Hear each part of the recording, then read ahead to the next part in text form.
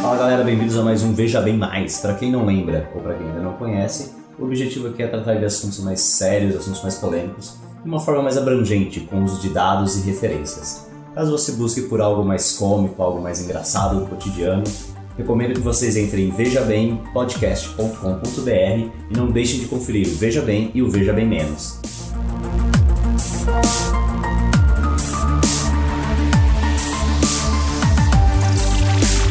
Vamos começar então aqui mais um Veja Bem Mais. E o assunto de hoje vai ser algo que na verdade já acompanha a humanidade há muito tempo, que é a pena de morte. Para começar, como sempre, eu quero saber o que vocês pensam, qual a opinião de vocês sobre esse assunto. Dê uma pequena resumida aí. Primeiramente, então, vou deixar o seguinte. A minha opinião vai se basear mais no seguinte ponto. Eu acredito que a pena de morte é uma opção. Mas na sociedade de hoje, eu não acredito que ela seja tão viável igual antigamente. Existem alguns pontos, até por causa da forma que a sociedade tem se desenvolvido, eu acredito que existem algumas outras opções além do que a pena máxima. Por exemplo, seria nesse caso. Você acha que a pena de morte vem se tornando obsoleta, então? Na sociedade atual, sim. Mas eu devo dizer que ainda acho que é uma opção, em alguns casos, viável. Eu não consigo ser totalmente contra ou totalmente a favor nesse ponto. Porque eu vou bater forte em cima de um ponto que eu acredito que é importante, porque eu acredito que a legítima defesa tem que ser proporcional ao ato que está sendo cometido contra você, por exemplo. Olho por olho, dente por dente. Não. Resumidamente, eu acho que ainda é uma opção que existe, mas não é viável hoje na sociedade. Com todas as alternativas que a gente tem, eu acho que é alguma coisa que ficou um pouco ultrapassada, por assim dizer. Bom, eu concordo com a maior parte dos pontos. Eu acho que, hoje a evidência mostra que essa opção tem se tornado cada vez mais obsoleta. Se não me engano, 1/5 só dos países hoje ainda aplicam efetivamente. Mais países têm na Constituição que é uma opção, mas na realidade menos de 20% ainda executam pessoas. De modo geral, acredito que existem circunstâncias extremas onde a pena de morte pode ser viável, Sim. mas elas são restritas a casos assim absurdamente pequenos e circunstanciais. É caso excepcional, né? Mas no geral, eu não sou a favor por 3 grandes razões. Eu vou elaborar ao longo do podcast. Mas a primeira, já dando o preview, é que ela já não tem evidência de que seja um impedimento a homicídio ou crimes quando aplicados crimes que não sejam homicídio. O segundo é que ela não é a prova de erros. Então, sempre existe a possibilidade que você pode executar uma pessoa inocente. Eu acho que esse é um preço muito alto a ser pago. E terceiro é o fato que, isso depende um pouco do país, mas nos países onde hoje ela é aplicada, principalmente nos Estados Unidos, que é a grande referência para a pena de morte hoje, porque é o país que tem mais dados sobre isso, acaba sendo mais cara do que a prisão perpétua. Eu vou elaborar um pouco nisso depois, mas esse é um forte ponto para quem hoje se enxerga como a favor, mas não sabe desse pequeno detalhe. Ok, galera, obrigado por vocês terem falado do ponto de vocês. Mas antes da gente chegar no grosso da conversa, entrar nos detalhes, sério, você falou que é uma questão meio obsoleta esse negócio da pena de morte. Eu gostaria que você explicasse melhor obsoleto como, em que sentido? Pergunta justa. Primeiro porque, de novo, não é aplicada em muitos países. Segundo, porque os países onde ela ainda é aplicada são países, tirando os Estados Unidos, que é o único grande país industrializado, e o Japão também. Os top 5 de países que ainda executam hoje são Irã, Iraque, Arábia Saudita e China. Estados Unidos está nessa lista entre os 5, que é uma grande exceção. Assim como o Japão, mas o Japão acho que são 3, 4 execuções anuais. Mas teve uma convenção, um documento da ONU, em 1998, que ratificava a abolição da pena de morte. Não, ela propunha a abolição da pena de morte e alguns países ratificaram, muitos países ratificaram, se não me engano, mais de 98, 99. Eu vi que no começo tinha não sei quantos países que eram, depois hoje em dia são 16, Sim. Pouquíssimos. Depois desse evento na ONU, digamos assim, muitos países aboliram a pena de morte. Hoje na Europa, a União Europeia, na verdade, dos requerimentos para você ser parte da União Europeia é que você tenha a pena de morte abolida. Então existe um movimento muito em pró-abolição da pena de morte, que tem sido refletido cada vez mais nas políticas dos países. Os únicos, de novo, que ainda aplicam são países do Oriente Médio com uma política um pouco radical, e os Estados Unidos, que é um problema inteiramente diferente, e o Japão, que, bom, vive é uma ilha, né? Em todos os sentidos. Em todos os sentidos. Não é obsoleta nesse sentido, mas acho que principalmente na questão intelectual, porque a vanguarda intelectual, essa é uma questão interessante, porque a gente até colocou lá na descrição do episódio, existe um apoio popular relativamente alto ainda em muitos países em favor da pena de morte, então por que cada vez mais países vêm abolindo? E a resposta é porque quem realmente muda essa política é a vanguarda intelectual que representa quem tem esse poder político. Então não é por plebiscito, não é por demanda popular que esse tipo de coisa é feita. E intelectualmente, as nações, de modo geral, têm entrado num consenso de que essa é uma forma barbárica e inefetiva de endereçar alguns tipos de crimes, principalmente homicídio, porque não diminui a ocorrência destes, e segundo, porque, bom, como todo mundo sabe, é meio hipócrita, né? Você falar que não pode matar, ir lá e matar a pessoa por causa disso. Eu gosto não pode matar, mas você matou, eu vou te matar. Eu gosto de pensar na analogia que é como você ensinar ao seu filho ou sua filha a não dar tapa na cara dos outros, dando tapa na cara dele ou dela.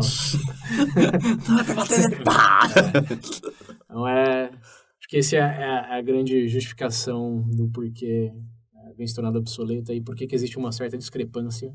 E tem mais coisas também, mas a gente pode entrar mais em detalhes ao longo do episódio. Ok.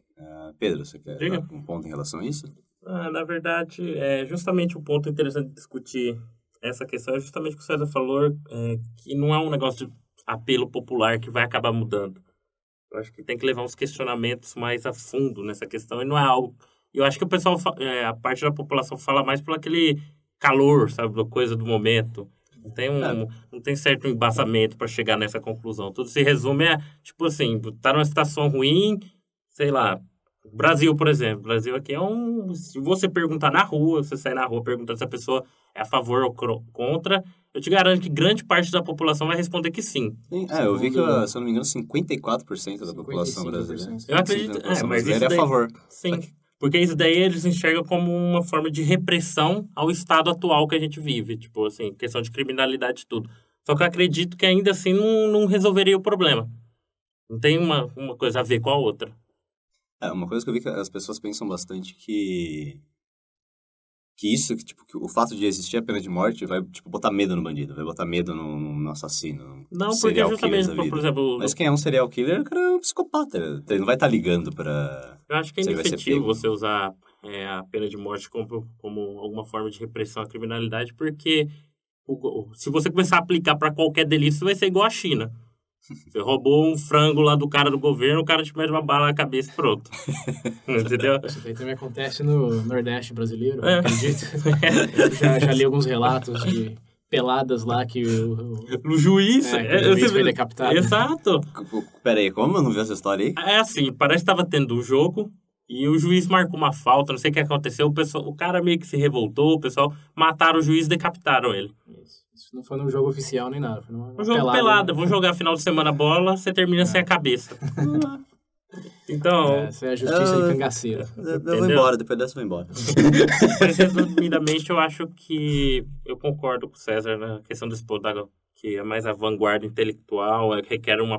Tipo, não só essas opiniões supérfluas, por assim dizer.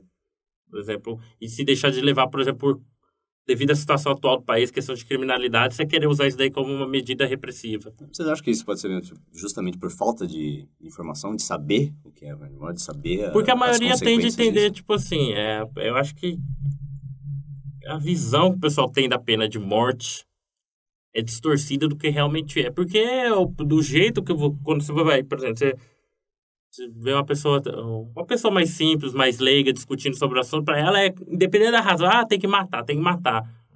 Você entendeu? Não tem um...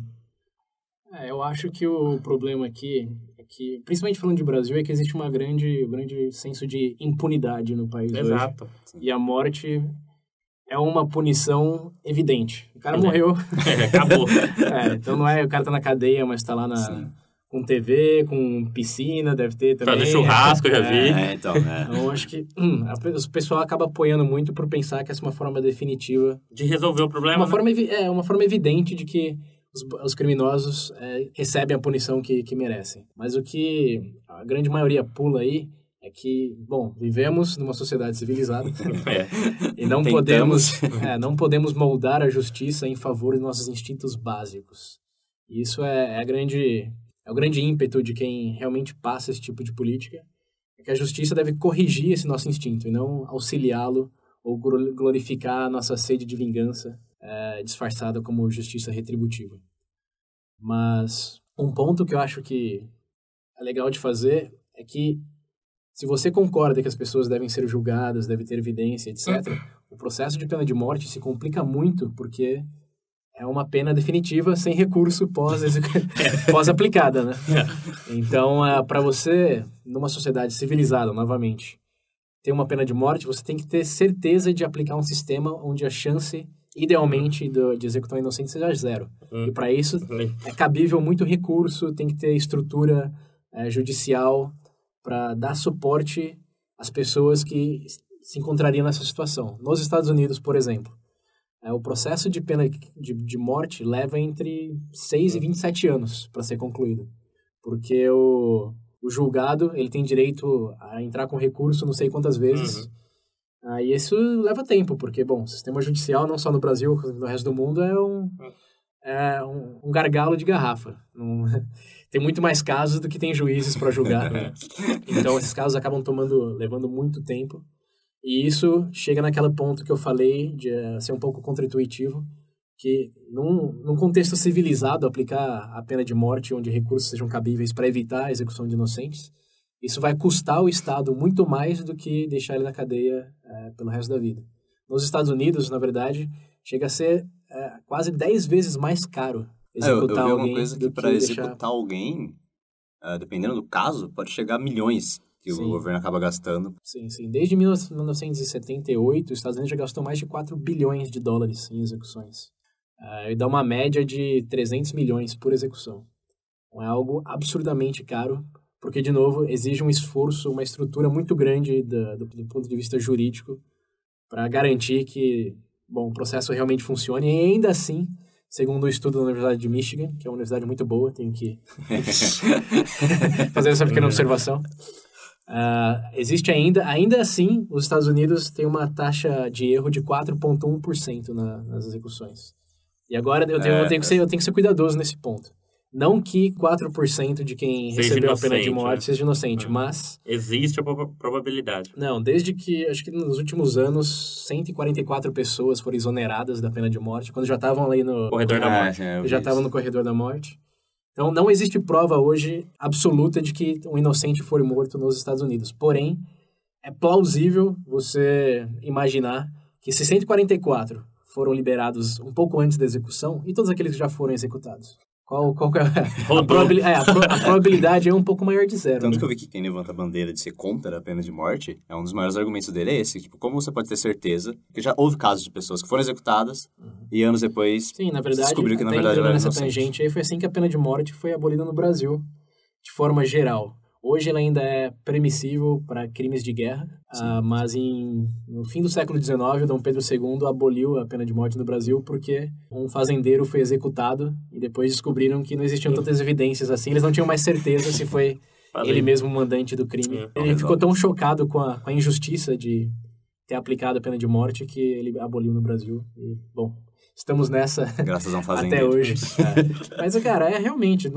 Porque se você for tomar um remédio, você acha que o governo liberaria um remédio que a cada 100 pessoas mata um? Ou você salvaria 100 pessoas ao custo de matar um inocente? Não é algo que faça sentido. É um preço muito alto. E, às vezes, aí que a gente vai entrar nas exceções, né? Não tem como não ter certeza que a pessoa foi culpada. Mas, para a grande maioria dos homicídios, as evidências não são tão absolutas assim. Então, para garantir que erros não sejam cometidos, tem que ter um esforço muito grande jurídico. E isso custa muito caro e Aí a gente já voltou àquele primeiro ponto de que não vale a pena. E dá pra fazer também ter a situação inversa, né? Se numa sociedade civilizada a gente tem todo esse processo, toda essa probabilidade, também tem por assim dizer, que a gente podia dizer menos civilizadas, ou melhor, mais bárbaras, que é justamente o contrário. Se eu não me engano, até 2008, a Anistia Internacional, acho que tinha os dados da China de execuções por ano. Era em torno de 7 mil, até 2008. Isso porque da China não são oficialmente publicados. Exato. Né? Aí você para pensar, se numa situação onde, pra gente tentar chegar o mais próximo, tipo, de ter certeza, já tem toda essa estrutura, esse negócio detalhado, a gente tem a situação inversa, onde a pessoa fala, não, vamos fazer assim, tipo, 7 mil pessoas, entendeu? Não é uma coisa que você pode falar, não, é de boa. Você entendeu? Eu acho que, até pelos dois pontos, o negócio, por mais que seja um negócio bem trabalhado, com uma estrutura, ainda existe a possibilidade de cometer esses erros. Imaginem em outras situações, por exemplo, uma sociedade mais, não sei, bárbara, por assim dizer. Esse negócio que você falando da China, uma das preocupações também é o uso que essa, digamos, a lei, se fosse permitido, o que o governo poderia fazer com isso. Que a gente tem vários exemplos, por exemplo, a China mesmo. Mas aí é uma outra... Você abre um leque, mas assim, o leque depende do... que casos você quer aplicar a pena de morte. A grande maioria hoje ainda é para homicídio, mas existem países que processão de drogas também, que é na Indonésia. Na China, eu acho que dependendo, por exemplo... Na China, você acabou de falar que rouba um frango e toma um tiro na testa? A gente falou assim de questões, por exemplo, o leque de possibilidades, tudo, mas na China mesmo, o crime contra o Estado, por exemplo, você roubar o Estado é pena de morte. Mas aí vamos falar de democracias, né? Entre aspas. Mas uma pergunta interessante, que eu não sei se vai chegar nela ou não, essa coisa do... Pro homicídio tem esse senso meio que intuitivo de retribuição, de que... Assim, tipo, um serial killer matou, tirou o direito de vida de uma pessoa. O porquê do governo, da lei, da justiça não poder fazer o mesmo. Essa é a grande pergunta, cara. Tipo, estamos debatendo aqui vários pontos hoje, mas o único argumento meramente considerável para a pena de morte é a questão de princípio de merecer a morte. Eu acho que assim, existe um senso intuitivo de justiça associado à pena da morte, mas acho que falta muita reflexão nesse sentido, porque a pena de morte é o fim da punição, não é a punição em si. Acho que a grande falta de reflexão nesse sentido é que, ao matar o criminoso, o perpetuador das coisas horríveis que aconteceram às vítimas, ele não sofre depois de morto. E onde a pena de morte ainda é semi-civilmente aplicada, como nos Estados Unidos, ele também não sente dor, ele não sofre. Bom, ele recebe a sentença da forma mais humana possível, mesmo tendo cometido os crimes mais inumanos possíveis. E o ponto aqui não é que ele deveria sofrer mais para tornar a pena mais justa, mas que, agora eu já falo um pouco pessoal, acho que é muito pior para o criminoso passar o resto da vida com aquilo na consciência, sem liberdade, e que ele tenha que aceitar a culpa do que ele fez. E, bom, tentar se corrigir, passar o resto da vida ruminando aquilo que ele fez. Porque morrer é uma saída muito fácil. Acho que você, e principalmente para terroristas, esse tipo de criminosos, ele acaba virando um mártir. Então você, efetivamente, em vez de punir, você encerra a punição ao matá-lo, e não tem mais punição. E segundo, você acaba transformando ele num mártir, em vez de potencialmente corrigi-lo e usá-lo como um atributo para impedir que pessoas venham fazer o que ele fez. E existem muitos casos de pessoas que passaram a vida na cadeia, e no fim da vida, sempre acabaram se redimindo do que fizeram e escrevendo livros, virando conselheiros para pessoas que eles viram que tinham potencial de ir no mesmo caminho.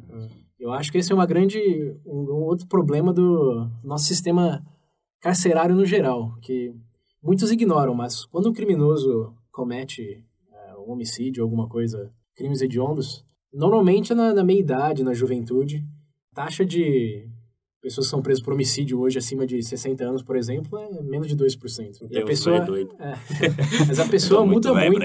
Acho que é muito fácil de esquecer que nós mudamos ao longo da vida. Eu não sou a mesma pessoa que eu era quando eu tinha 15 anos. Aposto que ninguém aqui nos últimos 10 anos é exatamente a mesma pessoa. Nossa, graças a Deus. Eu li um artigo que diz que a maior indício de recidivismo, o que a pessoa voltaria ou não a cometer aquele mesmo crime, é a idade. Se o criminoso sai da cadeia com 60 anos, a probabilidade de ele voltar a cometer algum tipo de crime é muito baixa. Se ele sair com 30 anos, é muito alta. Acho que a pessoa que passa o resto da vida em cárcere, quando chegar aos 50... Imagina, por exemplo, o cara que colocou a bomba lá em Boston. Lá. Ele fez aquilo com 19... Não, acho que 21 anos. Não, 19. Os 2 garotos lá? Os 2 garotos, 2 irmãos da bomba de Boston. Sim. Eles eram novos. Então, 19 anos. Ele colocou a bomba com 19 anos. Então, ele foi sentenciado à pena de morte, que a gente pode debater um pouco mais ao longo do episódio ou não. Mas, provavelmente, quando ele foi executado, que pode ser daqui a 25 anos, ele já vai estar com 40 anos para um crime que ele cometeu com 19 sob a influência do irmão, em um estado hoje de radicalismo islâmico, etc. Eu acho que é muito improvável que essa pessoa se perca assim, pelo resto da vida ao ponto de justificar a execução sumária daquela pessoa. Se está num contexto onde ele não põe mais a sociedade em risco, eu acho que é quase que natural que, ao passar dos anos, a pessoa venha se redimir, aceitar que realmente cometeu um ato atrócito. Então, pensando em termos de princípios, se a pessoa merece ser executada, de novo, é muito fácil para a gente pensar que realmente merece por esse instinto vingativo, mas quando você para pensar um pouco mais sobre isso, primeiro é hipócrita, segundo, a pessoa muda ao longo da vida, e se você coloca no contexto onde ela não representa o perigo para a sociedade, acho que não vejo um motivo muito válido para optar por esse tipo de penalidade. Okay. Eu tenho falado demais aqui. O que você acha, Pedro? Então, referente a esse caso, por exemplo, do garoto de Boston, que você colocou, eu acho que esse é o ponto principal. Porque antigamente não existiam formas, por exemplo, você manter o indivíduo, por exemplo, retirar ele do convívio em sociedade. Esse era o fator principal, o fator chave da penalidade. Você fala quando? Séculos Roma antiga. A própria Roma, sei lá, a Idade Média, enfim. Porque, deixa eu só complementar o ponto do Pedro, é a civilidade das sociedades onde a gente vive hoje. No século XVIII e XIX, os países ainda invadiam o outro por possessão de território. Hoje, isso já não existe tanto, né? Tem exceções aí em certas partes do mundo. Até aquela coisa que você falou quando a gente estava falando sobre quando a gente fez o Veja Bem. Migração. Armas. Você vem da pesquisa do Steven Pinker. Vivemos na época mais pacífica da história da humanidade hoje. Pra gente não, porque a nossa realidade é outra, então a gente não tem essa visão. Sim, sem falar que a mídia, a mídia não fala do bebê que nasceu saudável ontem. Não, né? Claro. Fala dos 3 que morreram não sei aonde, nem o que roubou não sei o quê. Nossa exposição é muito negativa, isso faz com que a gente... Notícia boa não dá dinheiro. Exatamente. A não ser que o Veja Bem saia no jornal. Aí beleza.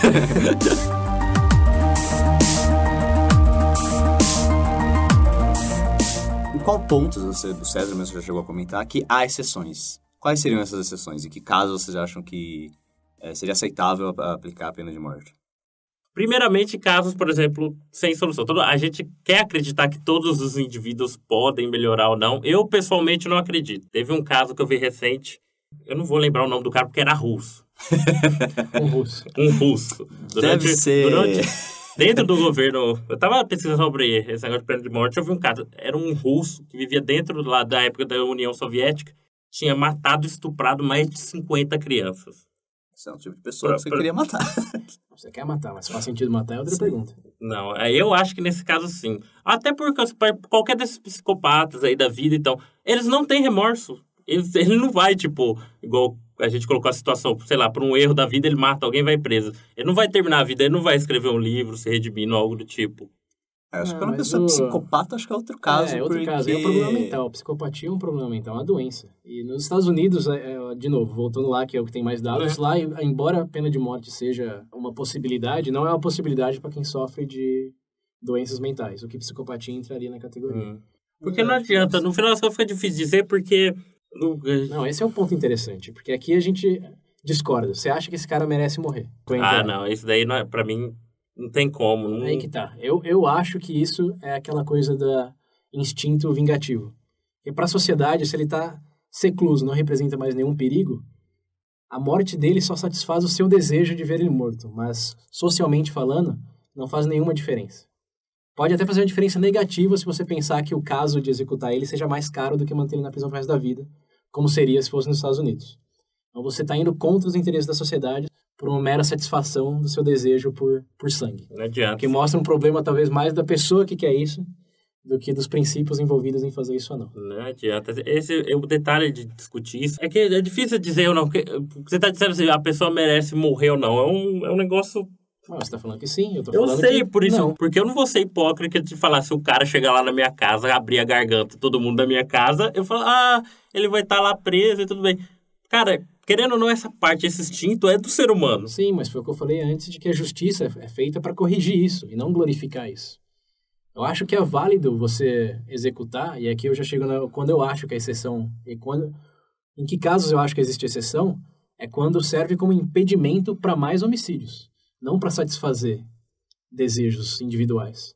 Eu acho que se esse cara na sua casa for matar mais pessoas, a menos que você mate ele, você está justificado em executá-lo. Agora, se ele já está contido e não oferece mais perigo nenhum, é uma simples questão de você decidir achar que ele merece a morte, independente do risco que ele representa. Às vezes, eu acho que em termos de princípio, pelo menos de um ponto de vista utilitário, que é o que eu pessoalmente gosto de me associar, se ele não representa nenhum risco à sociedade, executá-lo é só um fetiche individual que você satisfaz. É uma sede por sangue. Eu acho que já estamos no ponto civil, mais além do que de atender esse tipo de desejo. Até porque se passarmos a fazer isso, seremos países como do Oriente Médio, do Sudeste Asiático, aí eu acho que não é referência para ninguém você se comparar a esse tipo de país. Vamos voltar ao ponto do russo lá. Agora, isso é pessoalmente eu, cara. Eu não adianta. Se você fosse presidente da Rússia, você ia executar ele? Puta que pariu, cara. Eu não iria. Cara, eu não sei. A verdade é essa, eu não sei. Porque, eu já falei, se ele não representa nenhum risco à sociedade, não tem porquê. Essa sede de sangue não é bárbaro, não é algo que eu quero me associar.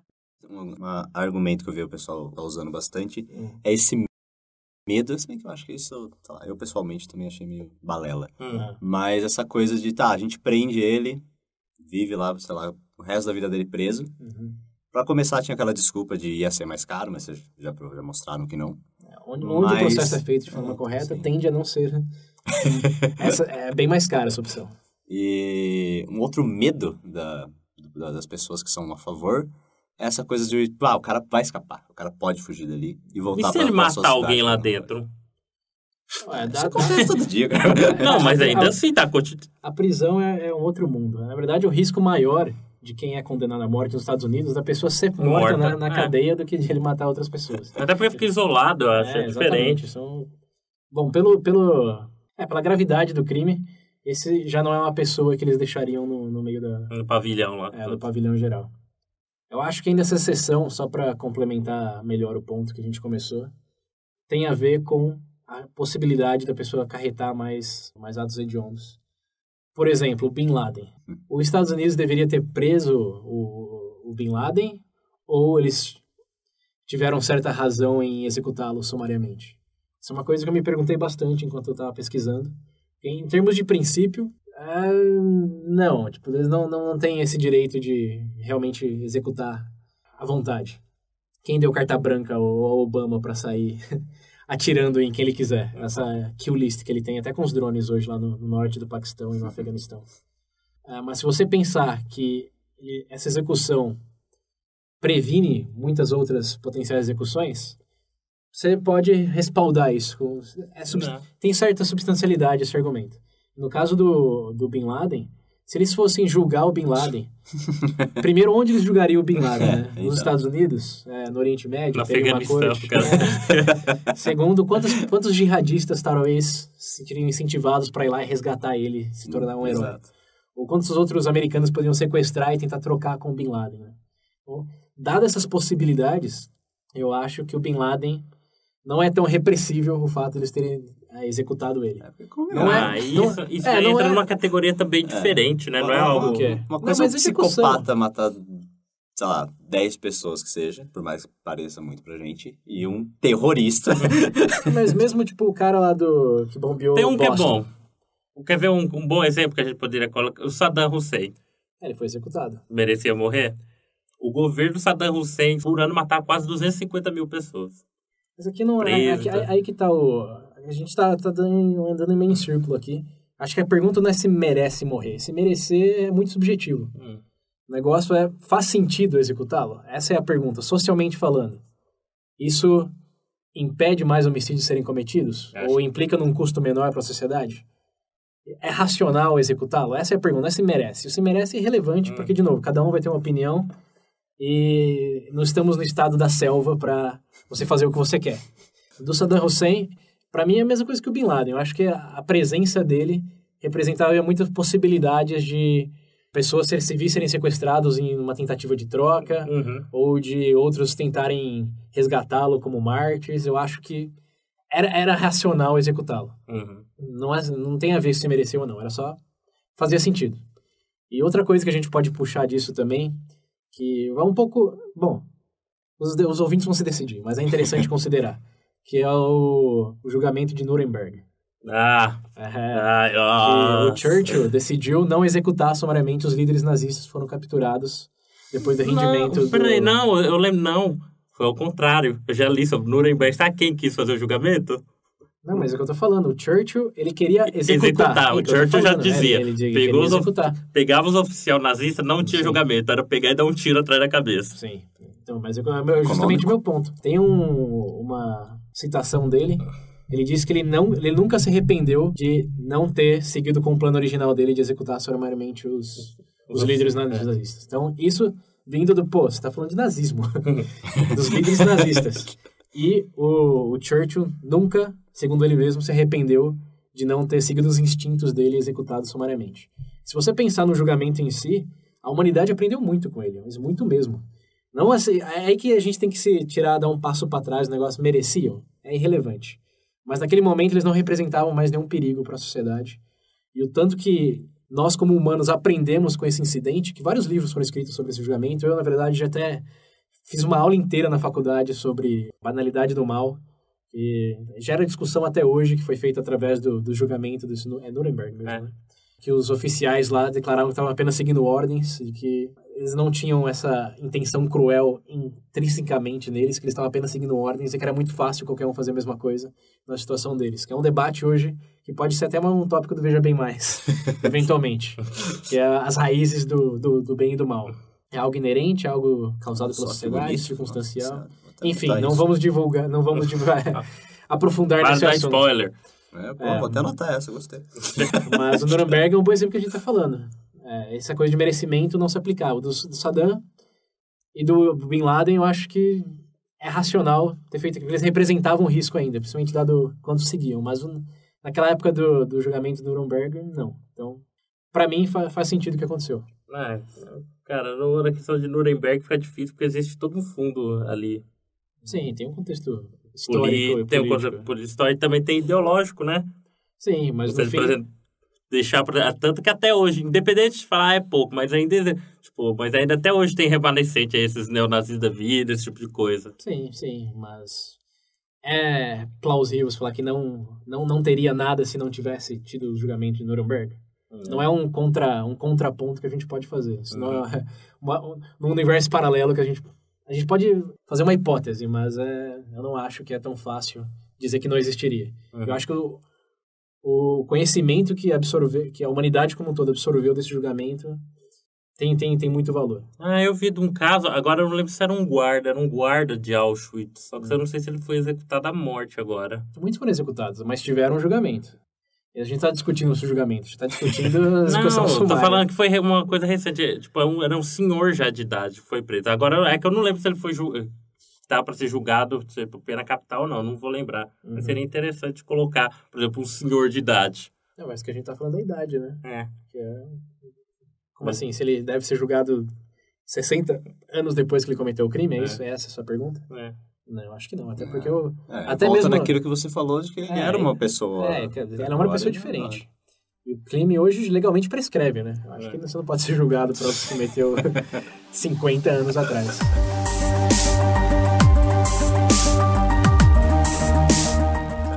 Beleza, no caso, pelo que eu tô vendo aqui, vocês dois meio que convergem na opinião. Mas para indivíduos que são realmente perigosos para a sociedade, qual outra medida vocês acham que seria, digamos que tão eficiente, entre aspas, quanto uma pena de morte? Qual forma eles deviam ser tratados? Pra mim, jogar num buraco, só dava água e comida pra ele, não. Essa é uma questão bem delicada, porque hoje existe toda aquela coisa dos direitos humanos, né? Mas falando sério, o problema é que você não vai reintegrar o indivíduo na sociedade. Nesse caso, né? Em teoria. Esse caso aí que a gente tá falando. É que depende muito. Por exemplo, no Japão, uma certa ironia que existe é que a pena de morte existe lá, porém não tem prisão perpétua. Na verdade, nem no Brasil tem, né? Tem esse pessoal que pega 200 anos de prisão, fica no máximo 20, 30. Eu acho que nos Estados Unidos existe a prisão perpétua. Não, velho, teve o caso do maníaco do parque lá. Mas não é perpétuo. Ele tá preso. Ele tá mais de 30 anos? Acho que já bem mais de 30 anos. Pode existir exceções, mas a grande parte dos casos é difícil alguém ficar mais de 30 anos na cadeia. Por um homicídio, coisa do tipo. Morre antes. Se você tiver 17 anos e matar alguém, você faz 18 você sai. Mas enfim, voltando. Então, falando que até essa ironia no Japão que não tem prisão perpétua, mas intuitivamente, se acharia prisão perpétua, você isola ele da sociedade para sempre, né?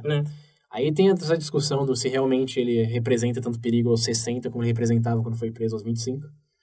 Mas eu acho que, de forma geral, satisfaz a sociedade, satisfaz essa demanda do público de justiça ao privá-lo da liberdade para o resto da vida. Eu acho que passa aquela imagem de impunidade. Então, se ele ficar, vai 10 anos de prisão e sai. Agora é outra pessoa, solta ele. Mas falar, acho que... Aí também tem que ser proporcional, né? E, beleza, não vai ser executado, mas o cara mata 10 pessoas, só fica, 10 anos. Tem que ser... Sim, não, acho que prisão perpétua... Tem que ser, pelo menos a gravidade, a pena tem que ser... Proporcional à gravidade do crime. Tem que ser pelo menos um pouco proporcional, né? A gravidade do crime. Não, sim, eu não sou contra a prisão perpétua. Eu só acho que tem que ter uma análise um pouco mais profunda do que acontece com essa pessoa 40 anos depois que a pena foi aplicada. Pessoalmente, pra mim, pouco me importa. Mas é irracional, desculpa, eu acho que o negócio é ser utilitário e não, de novo, ser instintivo. Porque é muito bobo você um crime, quiser ele satisfazer. cometeu. Mas ele representa... Qual que é o grande propósito do sistema carcerário hoje? Primeiro é conter quem representa o perigo. Qual que é o segundo? Não é reabilitar as pessoas? Mas nesse caso, em teoria, que a gente tá falando, é um indivíduo que não... Mas você tá presumindo isso. Você tá falando daqui 40 anos, esse cara vai estar pensando do mesmo jeito. Eu acho que não tem... Não que eu sou contra a prisão perpétua. Falta muita análise de o que acontece com essa pessoa 40 anos depois. Se for uma pessoa que não representa perigo nenhum e pode até agregar na sociedade na forma de servir como guia para pessoas mas esse é o problema. Nem anda eu mais. acho que o problema é determinar essa questão. A pessoa não apresenta mais perigo nenhum. Esse é o problema. Como é para determinar isso? Mas comportamento dela? Tem casos de nego, igual nego lá, maníaco no parque, lá falando, a palavra de Deus me guia. Você soltar um cara desse... Mas você não... Esse é o problema da humanidade. Como você tem certeza de qualquer coisa na sua vida? Então... O negócio é evidência. É evidência, do que já tem. O cara matou 10 negros, vai ficar preso pra sempre, desculpa. Tá preso aí. Essa é uma atitude radical demais. Nesse caso, não. Você não acha. Você cometeu um crime hoje, você acha que daqui 40 anos... Que crime? Esse é o detalhe. Mas justamente, tudo bem, varia um pouco em ordem de gravidade. Mas a gente já não faz isso, por exemplo, com assalto? Se assalta algo hoje, você acha que tem que ficar preso pro resto da vida se não assaltar mais nada? Não, quem garante que daqui 5 anos você não vai sair assaltar algo? Esse é o problema. Mas hoje, a justiça já estabeleceu que, por certo período, é suficiente, baseado no seu comportamento e no seu progresso, digamos assim, na cadeia, que você merece a liberdade depois de um certo tempo para certos crimes. Certo, exato, esse é o ponto que eu tô falando. Mas o que diferencia que você roubou hoje, você não vai roubar daqui 5 anos, se você matou hoje, você não vai matar daqui 5 anos? Qual que é o seu racional de que 5 anos é o suficiente para você não roubar mais, mas não é o suficiente para você não matar mais? É exatamente pelo crime cometido. Você matar alguém num assalto. Não é a mesma coisa você matar num crime, sei lá, como é que é o nome de hediondo primeiro? Você matar um nego com 30 facadas, arrancar, decapitar o nego, matar 10 pessoas, por simples, sei lá. Aí que tá. Por X razões. É circunstancial. Exato, essas X razões aí que é o grande, é o grosso da questão. A maioria dos crimes, dos homicídios hoje, baseado nos Estados Unidos, que estão na pena de morte, a gente tem 3 mil pessoas lá no corredor da morte. Esses 3 mil indivíduos são pobres, para começar. E aí já é outro problema da pena de morte. que é a discriminação quase que involuntária a minorias étnicas e com problemas financeiros. 3 mil no corredor da morte. Como assim os 3 mil são pobres? Só pobre mata? Realmente? Essa é a hipótese que a gente está julgando válida? A segunda, qual é o tipo de representação que essas pessoas têm? Segundo uma palestra lá no TED Talk do sistema carcerário americano, 67% das pessoas acusadas de homicídio hoje nos Estados Unidos passaram pela penitenciária para jovens criminosos, né? O equivalente a FEBEM aqui. Então, 70%, vamos colocar 2/3 das pessoas que estão na cadeia hoje já passaram por algum tipo de detenção enquanto eles eram menores. Eles vieram de situações que meio que eles tinham realmente outra opção. A gente não está querendo passar a mão na cabeça aqui, a gente só está querendo estudar o que levou esses indivíduos a estarem onde estão hoje. Pessoas que receberam abusos enquanto eram crianças, que não tinham possibilidade de estudo, que viviam na vida do crime. Eles chegam lá e matam para não morrer, ou de forma vingativa. Você pega aquela pessoa que já vem numa vida cheia de escombros e julga ela pelo resto da vida por algo que é compreensível que ela faria, porque ela nunca teve nunca teve a possibilidade de considerar uma outra opção. O promotor que deu esse TED Talk, inclusive, ele foi acusado de tráfico de drogas. O promotor, no caso dele, decidiu que em vez de acusá-lo lá para sentenciá-lo a 30 anos de cadeia, ele decidiu, quer saber, dado o seu contexto, dado da família que você veio, eu vou te dar uma oportunidade. Você vai fazer trabalho voluntário, vai ter que estudar por 2 anos sobre esse regime e vamos ver o que acontece. 15 anos depois, ele está dando uma palestra no TED Talk sobre os problemas carcerários nos Estados Unidos. Eu acho que esse é o grande erro de julgamento, e aqui a gente está falando de pena de morte mais, aqui é o sistema carcerário no geral, que é de julgar as pessoas mais propensas a cometerem os crimes que cometem pelo resto da vida por algo quase que inevitável, dada a situação que eles estavam. Por isso que eu acho que tem que ter uma reavaliação, sim, de como está aquela pessoa depois de 5, 10, 15 anos. Foi um homicídio muito grave, ou de crimes hediondos, etc., mais tempo, tem que ser mais estrito ainda. Mas essa coisa de bota ele lá com 18 anos, como o cara de Boston, e deixa ele, e com 50 anos ele vai estar a mesma coisa, e se ele sair ele vai botar bomba do mesmo jeito, eu acho que está assumindo algo que não tem base nenhuma para você chegar nessa conclusão. É muito fácil, mas ao mesmo tempo muito irracional. Eu não sei como é para determinar o indivíduo, tipo, igual você falou, todo passado. Mas aí tá dando a entender pra você falar que o pobre tem mais probabilidade de matar que o rico.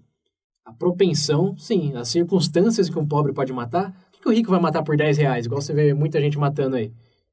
Quando você vê no Brasil, qual que é a maior homicídios são o quê? Homicídios de quê? Mas independente do motivo ou não, enquanto a pessoa... Porque pra mim que eu paro, beleza, aconteceu o crime e tal. Mas ainda assim, o crime tá ali. Sim, a gente não tá falando isso. Não tô falando que é uma justificativa.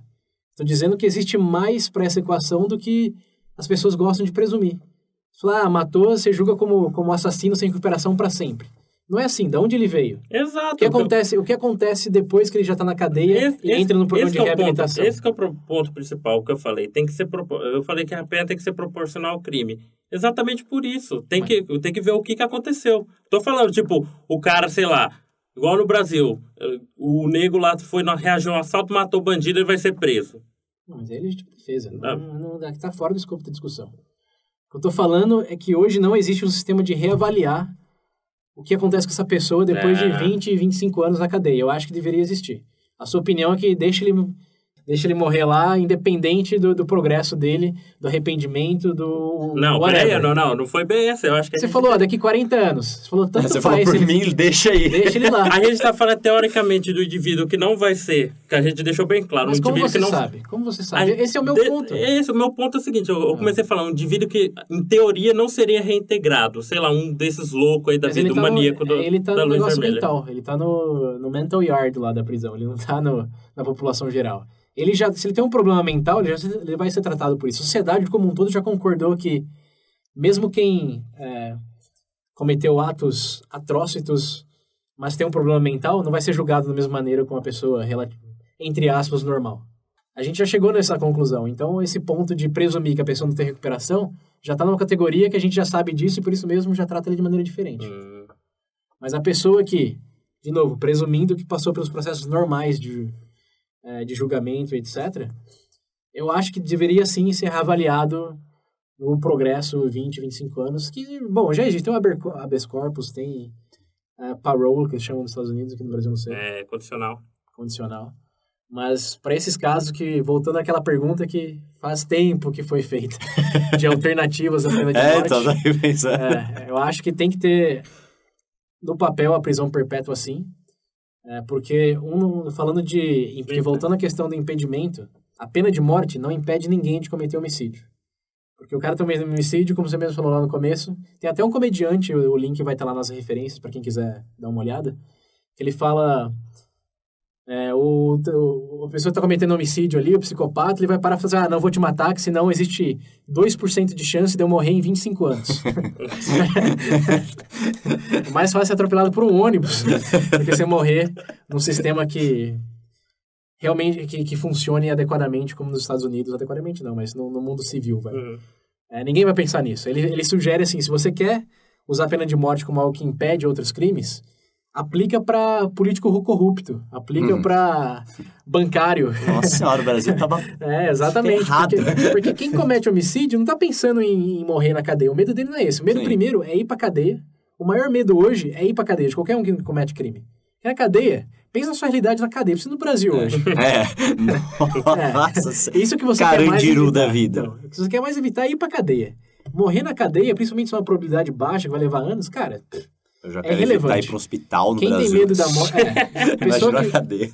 Exatamente. Então, a opção alternativa boa faz com que o sistema de segurança do país seja realmente efetivo, de que exista, assim, uma punição que seja a cadeia, e aí na cadeia a gente já entra em outro ramo. Tipo, eu acho, que aí eu já vou quase um pouco contra os direitos humanos aí, mas eu acho ainda...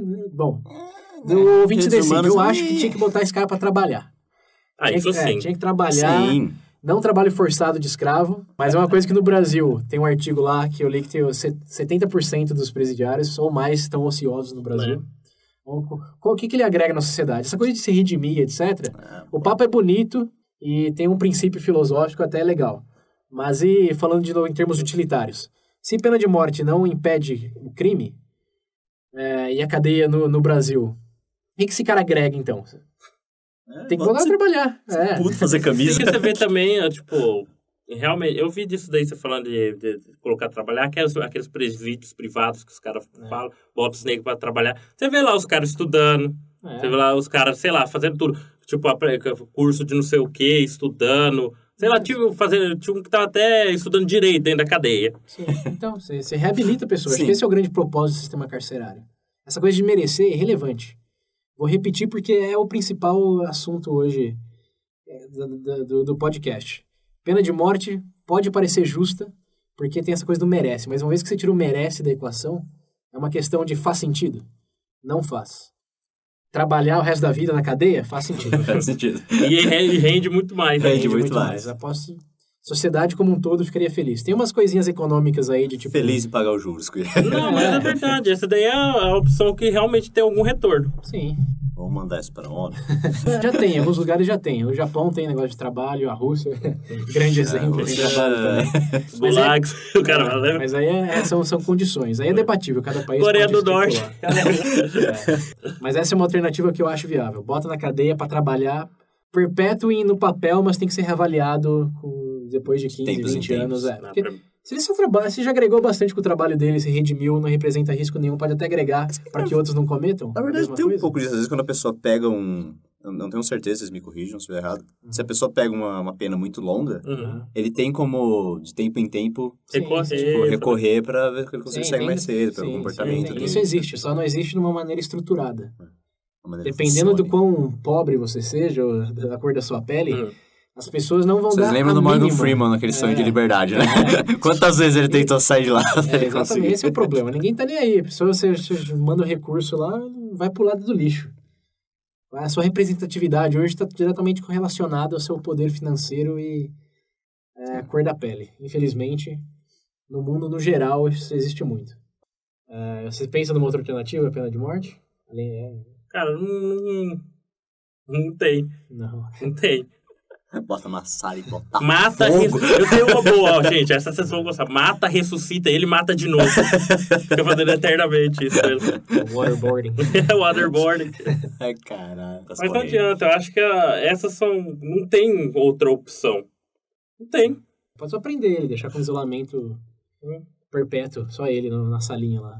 Solitário. Solitário. Deixar solitário por 30 anos. Nossa senhora. Ele Meu efetivamente Deus, o morre. cara come as mãos lá. Ele se come lá dentro. Ah, mas ainda assim, eu acho que daqui não tem muito pra onde ir.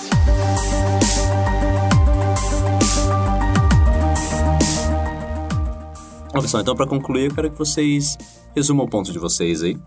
É exatamente o que eu falei anteriormente. Eu compreendo o porquê dela existir ainda, mas acredito que hoje não é mais uma opção viável. Eu acho que, resumidamente, o meu ponto é esse. Sim, mas acho que é bom lembrar que esse compreensível aí, no meu caso, pelo menos, no caso do resto do mundo, se a tendência estiver correta, é de que é apenas quando isso representa uma opção efetiva de se impedir outros homicídios. Mas eu acho que é sempre bom lembrar, para quem ainda tem aquele resco de esperança de que faz sentido a pena de morte, de que ela não é mais barata, se você seguir um processo adequado para o mundo civilizado. Ela também não é a prova de erros. Eu não sei quantas vidas inocentes você está disposto a sacrificar para não sei quantas outras vidas que talvez não sejam tão inocentes. E por último, essa coisa de não ter um sistema que glorifique nossos instintos selvagens em vez de corrigi-lo e fazer o que é mais produtivo para a sociedade. Bom, galera, chegamos ao fim. E, como sempre, né, esperamos que isso tenha agregado alguma coisa em vocês tenham aprendido algo com isso. E, né, continuem buscando conhecimento, continuem questionando. Então é isso aí, gente. Já sabe, eu quero todo mundo no Facebook, no nosso Twitter, também na nossa página, comentando, participando. E não esquece da enquete, hein? Eu quero saber aqui quem é a favor de mandar bala ou não. E também não esqueçam de compartilhar sua opinião por áudio ou mensagem no nosso WhatsApp. Para quem não lembra, o número é 19 9898 50552. De novo, 19 9898 50552. É isso aí, galera. Até a próxima. É isso aí. Só quero deixar um aviso, hein, gente. Ó, quem não participar, eu vou jogar na solitária, hein? Boa. Até a próxima, galera. Valeu, gente. Falou. Até mais.